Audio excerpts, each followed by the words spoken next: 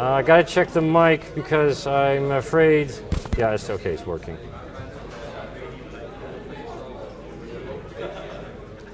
Okay, let's continue.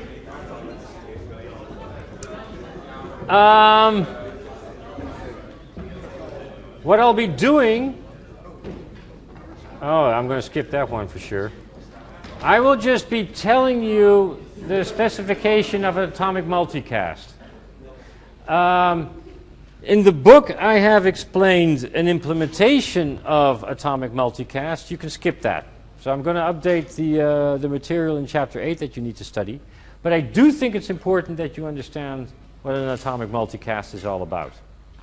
And like I said, the implementation is kind of nasty. This is a situation we're dealing with. We have a group of processes.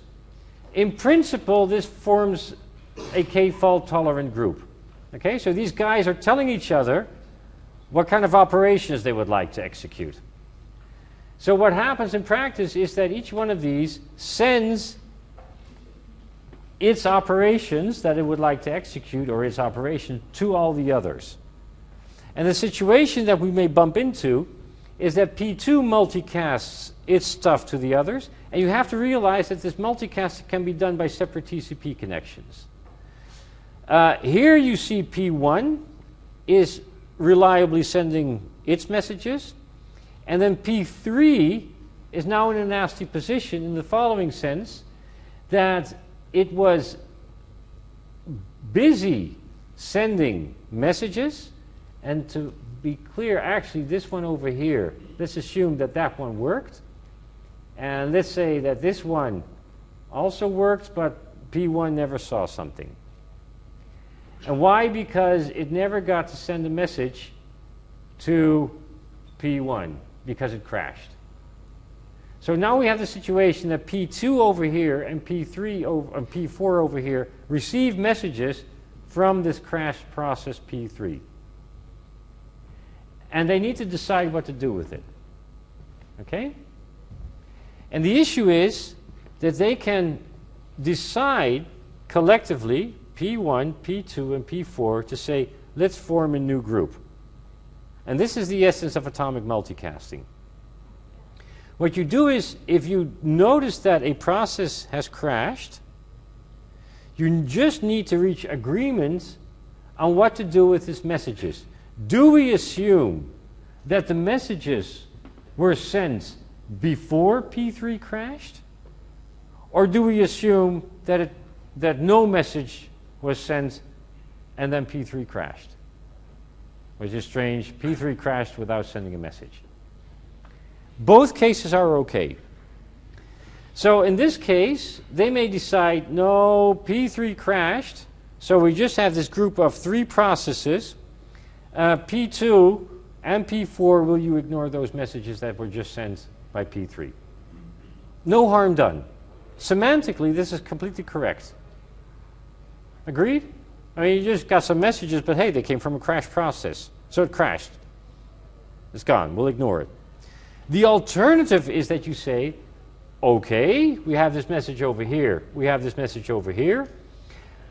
We'll pretend that P3 crashed after completing its multicast. So P2, will you please forward your messages to P1? Then at least P1, P2, and P4 have seen the same messages from P3, and then, hey, tough luck, it crashed. Both situations are okay. And then, for example, at this point, P3 can join again, and everybody's a happy camper, and they form a group of 4 again. Okay? So the whole idea is that you formulate reliable multicasting in the presence of process failures in terms of process groups and changes to group membership. And basically what you then get is a message is delivered only to non-faulty members of the current group. That's the kind of a guarantee you'd like to give with an atomic multicast. All members should agree on the current group membership. That is called a virtually synchronous multicast. And the virtually comes from the fact that you know it's not a reliable multicast, but by spreading the news or ignoring messages that have been sent, it seems to be a completely virtual multicast, reliable multicast. Asynchronous multicast, I should say. And that's all I want to say about atomic multicast. The most important thing is that you understand the idea. You don't know this, but you're so happy that I'm not telling you how it's implemented, because that will take me a whole hour. You thought Paxos was difficult. Well, I'll tell you this is probably even more difficult to understand. Although once you get to it, it's okay, but I'm not going to do that. And this is a slide I should have removed. You are not supposed to understand this. Okay? Let's get on to something that is really important and that I can ask lots of nasty questions about, although it seems to be extremely simple.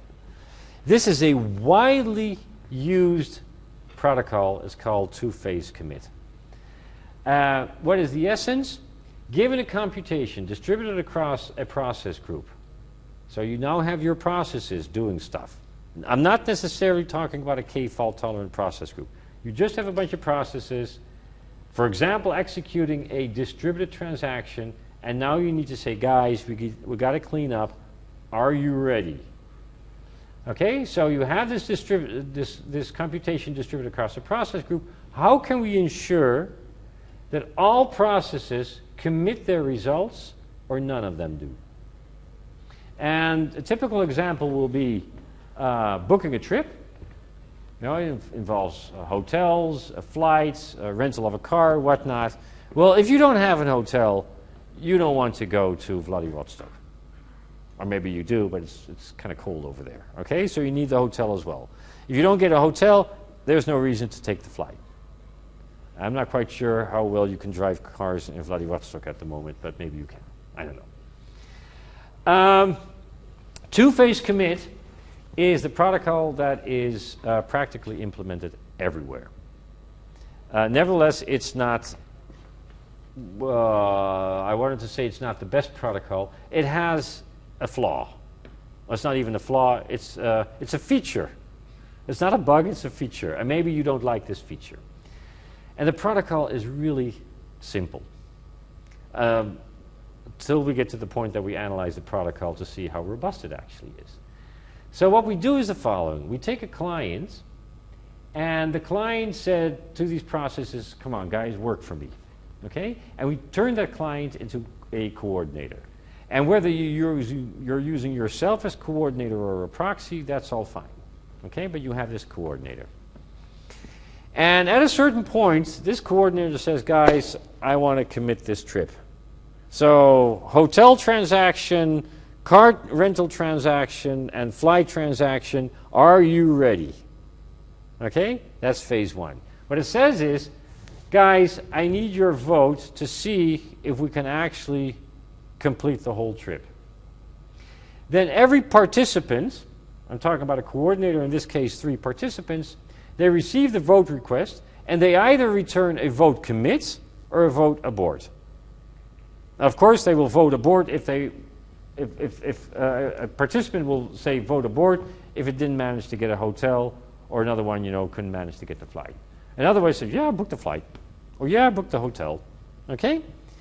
Then the coordinator collects all these votes, sees what the status is. If one says abort, it sends a global abort to all the others. And if it receives all the commits, it says, okay, guys, let's go for it. And it sends out the commit. Okay? Now, that's simple. So what can go wrong?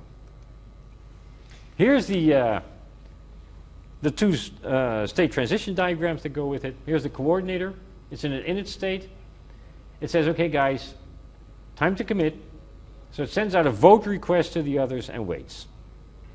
And when it gets all the votes in, it can either go to an abort state or a commit state, telling the guys, the participants, what to do. And what does a participant do? Sits in the init state, and let's say in the init state, so it's still doing its work. It says, vote request. It's like, I'm not done yet. Okay, so we'll say, just abort. He's asking me this too soon. So it will just abort. And we'll send the vote abort back to the coordinator. If it managed to get its booking, then it will go into a ready state to say, yeah, I'm ready. I can I can commit. And now it will have to wait to see from the coordinator what it should do. Because if one of the other participants said no go, then of course it should abort. But if it hears from the coordinator that everybody went okay with the commit, then it can go to the commit state as well and we'll send an acknowledgement back. It's so simple. Okay. Let's start crashing these guys. Okay? And now you'll notice that this thing is actually remarkably robust. So a participant crashes in a state S and recovers to this S. Okay, so S is init, this for a participant init, ready, abort, or commit. And I'm saying, okay, crashed, comes up again, and now it has to go back into the right state. So if it wasn't in the initial state, no problem. It wasn't running the protocol, right? So that shouldn't be a problem. It just recovers and, hey, guys, I'm awake again. And I'm assuming a decent recovery, and then it can continue with what it left off before it crashed. Notice that may by itself be a problem. We'll get to recovery later on. But when it comes to the protocol, as long as you can recover to your init state, you're fine. It won't do any harm to the protocol. If you were in the ready state, that means you were waiting to either commit or abort. You wake up again after your crash, and now you're in the ready state. Well, if you can log the coordinator's decision, you just have to look, okay, what was the final outcome? Was it a commit? I'll go to the commit state. Was it an abort? I will go to the abort state. As long as you can log the coordinator's decision. So that's not a problem either. Everyone with me? Like I said, so simple. Of course I'm pulling your leg, because if it's so simple, why am I even paying attention to this? The abort state, also not a problem. Merely make the entry into the abort state idempotent. For example, if you are a transaction and you have your write operations not written to the database but to a temporary workspace, and you crashed when voting for the abort and you were in the abort state, you just wake up again and say, oh, did I have anything in my temporary workspace? I'll just delete it, throw it into the bin, and you're done. Okay? That will work completely fine. And if you were in the commit state, hey, also no problem. You will then look into your workspace and you say, okay, whoops, overwrite in the database and everybody's happy. So this is okay. And the observation is that when distributed commit is required, having the participants use a temporary workspaces to keep their results works perfectly good. Okay. So, there's an alternative. When a recovery is needed in the ready state, and let's assume that you cannot go to the coordinator to see what his decision was, you can check the state of the other participants. If you can do that, then there's no need to log the coordinator's decision. Well, almost. Okay? So let's say that you're this participant, P, that just crashed and now recovered again. You recovered into the ready state, and now you need to check what to do. So instead of trying to go back to the coordinator and to try to read its log, you say, okay, let's see where the other participants are. And by checking out the other participants, you can come a long way. Because if one of the other participants, you contact one of the other participants, is in the commit state, you know what to do. Because it could only go to the commit state after Q received a message from the coordinator saying, go to the commit state. So if this guy's in the commit state, you're allowed to go to the commit state as well. If it's in the abort state, you know what to do. Okay, because apparently the coordinator said, no go, you have to go to the abort state. If you're in the init state, this is an interesting one, you make the transaction to the abort state. So you recover to the init state, so, oh, I'll abort. And I'm assuming that you did get this request to do something, but before you even made the transition to a ready state or the abort state, whatever you wanted to do, you crashed. And then you came back to the init state, and now you have to take a decision on what to do. And you go to the abort state. You do not go to the ready state. even if you were ready. I'll ask a question about that in just a minute. And when you're in the ready, when you find Q to be in the ready state, that's not going to tell you enough, so you go to another participant. And if that one's in the ready state, you go to yet another one, until you find one in the abort, or in the init state, or in the commit state. And if all participants are in the ready state, the protocol blocks. In theory, you now know that all the participants actually said, okay, we're ready, we can commit. But apparently, if all the other ones are in the ready state, then the coordinator had crashed. That's what happened. And you got to wait for the coordinator for the final decision. So you block. And this is the flaw, quote unquote, in the distributed commit, two-phase commit protocol. Okay? Because the protocol prescribes that you really need to have the coordinator in the loop. When you find another process in the init state, why can't you go to the ready state? Or, actually, you can go to the ready state, but it has a consequence.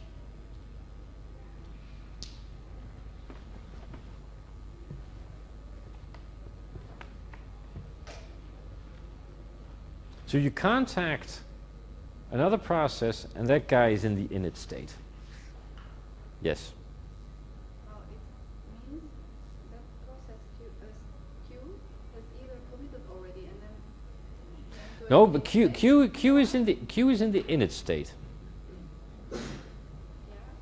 Uh-huh. It did the one before and now it's in the init state. No, it hasn't committed anything. It's still in the init state. You crashed. You were in the init state. And I'm saying that if you go back to the init state, you abort the transaction. You say, okay, I'll just call it a day.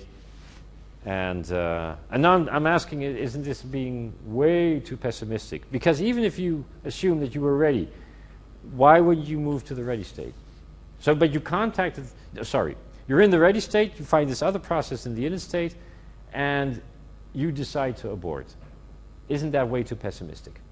Well, that only happens if that process didn't process the vote request yet. But since it is in the init state still, it will abort. So it will abort anyway. Yeah, so your argument here, which is correct, let me try to repeat this and correct me if the repetition is not correct. What you're saying is that that process that you just contacted will go to the abort state. Is that true? Yeah. Why? Because he is still in the init phase when he gets the vote request. Yes. Why would it go to the abort state? Because it is still busy and it's not ready to give an answer yet. And you said you will go to abort.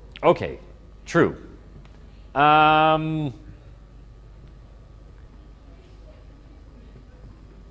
Let's assume a race condition. So that process says, well, I can go to the abort state, but I'm going to finish a bit of my work, and then I'll move to the ready state. So it's working, but it knows it's very close, and it moves to the ready state. But you discovered it was still in the init state.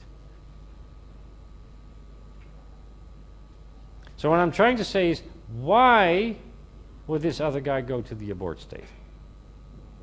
Isn't that too pessimistic?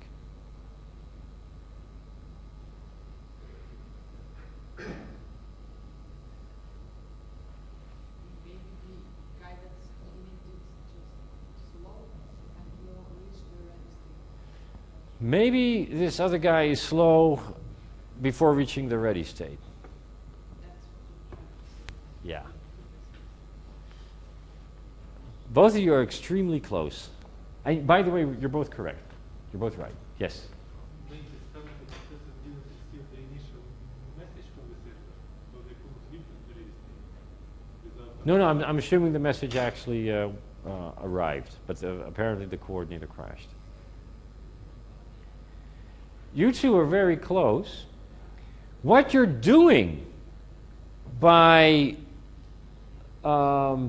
assuming that this other guy may actually go to the ready state is creating another dependency. Basically, you're saying, you're in the interstate. I don't know what you're going to do. Let me wait to see what you're going to do. And what this protocol says is, no.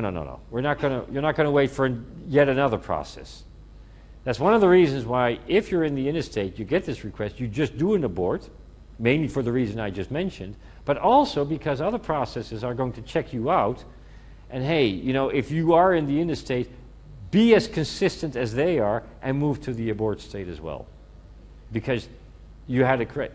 That process will do this as well. And otherwise, you will suddenly have to wait for the decision by that participant whether it's going to go to the abort state or the ready state.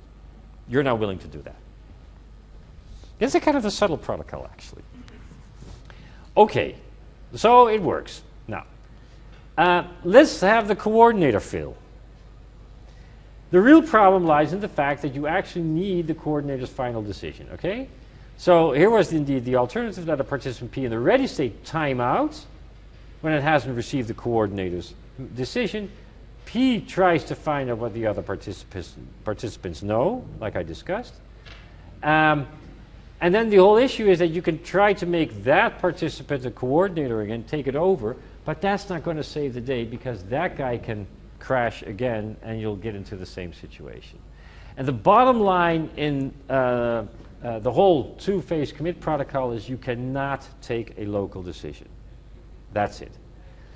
And I want to check, what I'm allowing you to skip, I wasn't quite sure whether I was going to discuss anything about this, is that if you take a look at the three-phase commit protocol, they essentially introduced an additional state between the ready and the commit state. It's called the pre-commit state. And then you can show that all the participants have a difference of at most one state transition. And using that information, and by checking out another participant, you can actually take a local decision regardless of what the coordinator does.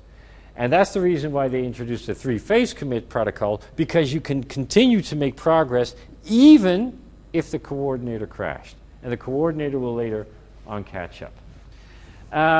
Because I'm explaining Paxos this year, you can skip the whole three-phase commit.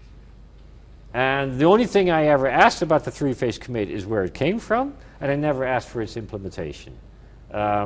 It's not that difficult, but okay. Yes? In the two-phase commit, when one process crashes and check with all the other processes, Yes. and it finds out that they're all in the ready state.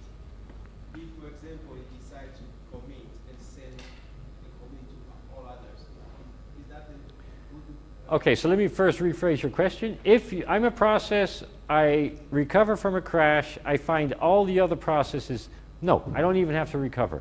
I'm a process in the ready state. I have a timeout because I haven't heard anything from the coordinator. I check out all the other processes to see if they are in the ready state. If so, we move to the commit state. Okay, that's what you're suggesting. In theory, this is correct. The problem is you have to coordinate this. So what you could do is, among the participants, elect a coordinator and then drive a new two-phase commit protocol with now you as a coordinator saying, okay guys, are you ready? Now the issue is you're going to get into exactly the same situation. So what you basically did is you moved a two-phase commit protocol with one coordinator and let's say n participants into a two-phase commit protocol with one coordinator and n-1 participants. But the situation has otherwise not changed. So now you need to deal with the situation that you, as new coordinator, can crash. So it's not going to solve the problem. Not fundamentally. Okay? But in theory, yes, you could do this. But it's too easy to say, well, I found everyone in the commit stage, so hey, we'll all commit? Well, what do you mean all? You can now commit, but what about the others? Yeah, in a sense, you update the others that commit and they should move also. And what happens if you crash? You already send your states, right? You can't, because you're first checking if everybody else is in the ready state. That's the snag. So you are going to act as a coordinator, and what you'll do is, guys, are you ready? Get the point? That's exactly what the original coordinator. Are you ready? You collect the votes. You send out the votes. Okay, I think everybody's ready. And in the meantime, you crash. So now we have one participant less, and we had a crashing coordinator. So as one of these other processes says, I thought he was running a two-phase commit. Where is he? Well, he crashed. Guys, let me be the coordinator and, play the game. You haven't changed the situation. Got it? Okay. Let's start by talking a bit about recovery. How am I doing on time? Okay. Yeah, let's just start. Okay. So what you could do with recovery is, in principle, two ways. You could do forward error recovery and backward error recovery. Forward error recovery is a bit of abstract. Find a new state from which the system can continue operation. But what you often do is you do backward error recovery. You go back to a previous state, and now the only trick is you have to prevent of executing exactly the same steps because you know something's going to go wrong. Okay? If you want to use backward error recovery, you need to have recovery points. It's called checkpointing. Okay, we all know this. And the important observation is that checkpointing can be expensive. So, in a distributed system, you have the additional complication that you have a bunch of processes operating in a process group, and they can fail and whatnot. So if something goes wrong, they can go back to a point and move on from that point. Okay? But you have to have consensus on where to go back to. So because everybody is checkpointing. And you have to realize it's a distributed system, so there's no one single checkpoint. So you need to have a so-called consistent state to where you can recover. And the consistent state is distributed across the processes in your process group. And what is consistency in this case? Well, consistent means that every message that has been received is also shown to have been sent in the state of the sender. Because it will definitely appear a bit strange that you have a message that has been received, but nobody has told you that it has been sent.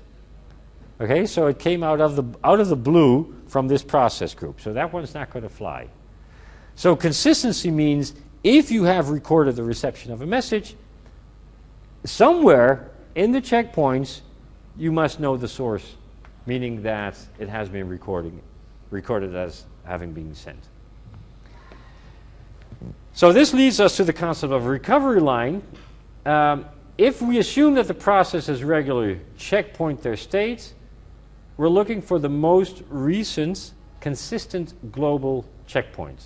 And to give you an idea, if you take a look at this recovery line, you will notice that for every received message, okay, you will have its sender.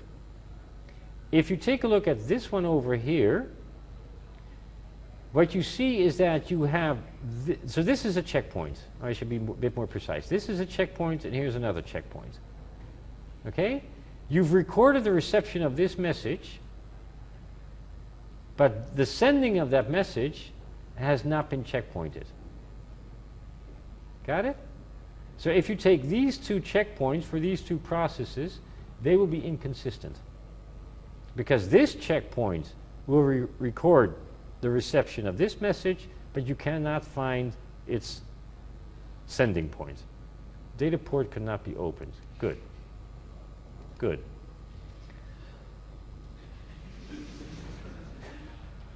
Comes from this device. I don't know. Anyway.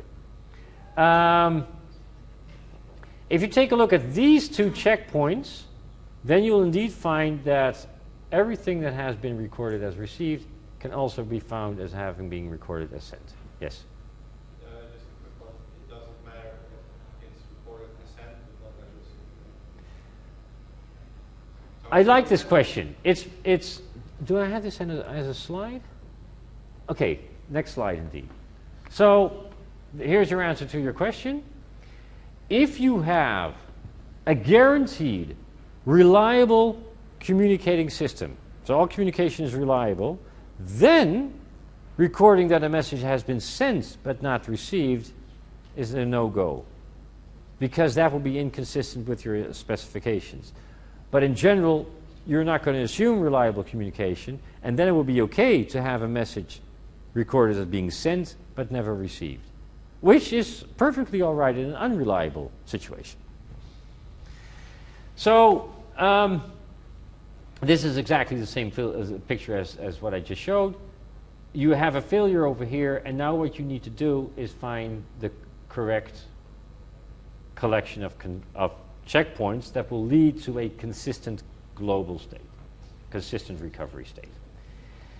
And this is kind of nasty because you can actually have this phenomenon of a cascaded rollback. So let's assume we have the failure over here. Okay? Then what you do is that this guy over here, when it recovers, it rolls back to its most recent checkpoint. This is this one. Then it will notify the other process saying, okay, roll back to your checkpoint. Okay, so it does it over there. That's not going to work. So this guy says, sorry, this checkpoint and your checkpoint over here is not going to work. You better roll back further. Okay, I'll roll back to this point over here. But then these two are no good, because now I have this message being received, but I have no sender. So this guy moves over back to this checkpoint, and then you see, well, what do I now see? I see this message being received, but it has never been sent, because this sending, of course, is not in this checkpoint. So this guy tells this guy, gotta roll back. You get the point, right? And then you have this situation again, saying, oh, guy, listen, you have this reception.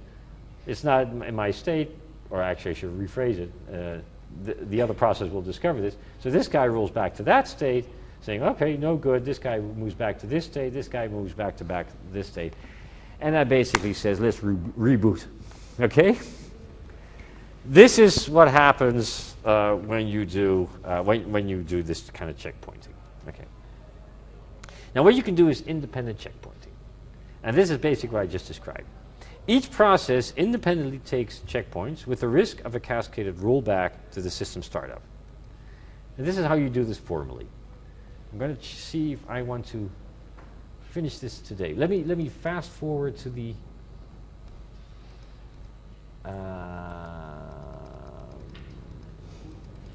okay.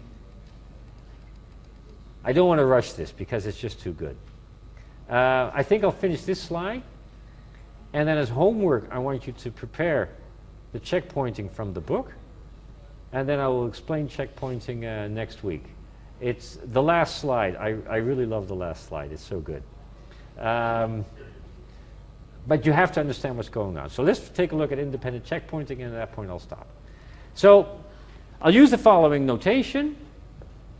CPIM denotes the mth checkpoint of process PI in this interval, and interval IM is the interval between the previous checkpoint and the mth checkpoint.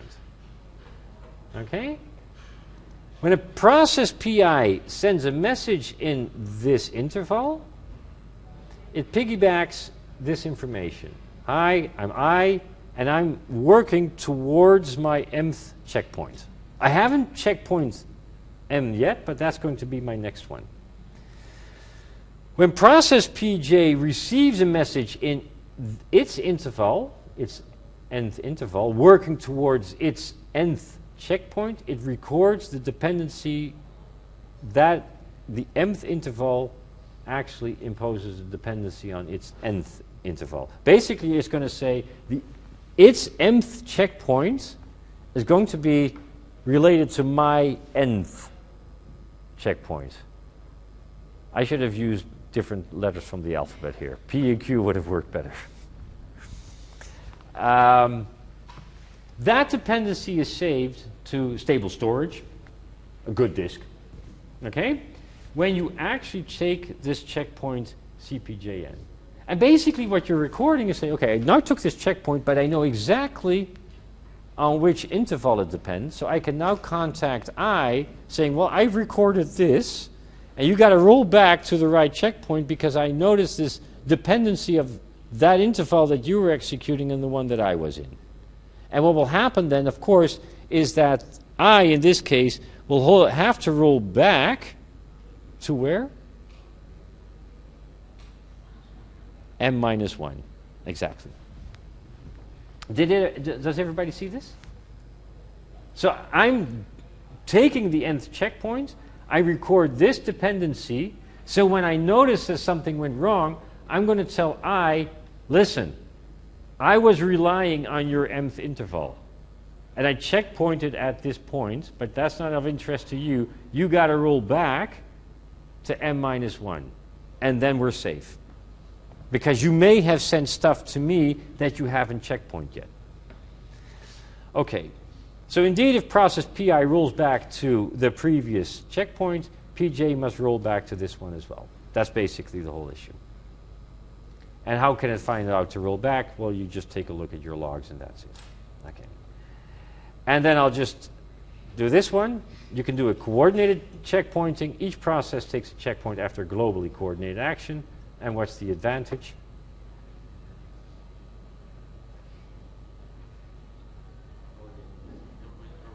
The rollbacks. Okay, and this is how you do this. It's so simple. It's a two-phase commit. Guys, we're going to checkpoint. Okay, so do checkpoint. Did you do your checkpoint? You said an acknowledge. Everybody, guys, everybody checkpoint. Continue. That's it. Okay, and that's how you do this. Tomorrow, I will continue with logging in relation to checkpointing. What? Tuesday? Okay, sorry about that. I can now stop the recording, by the way.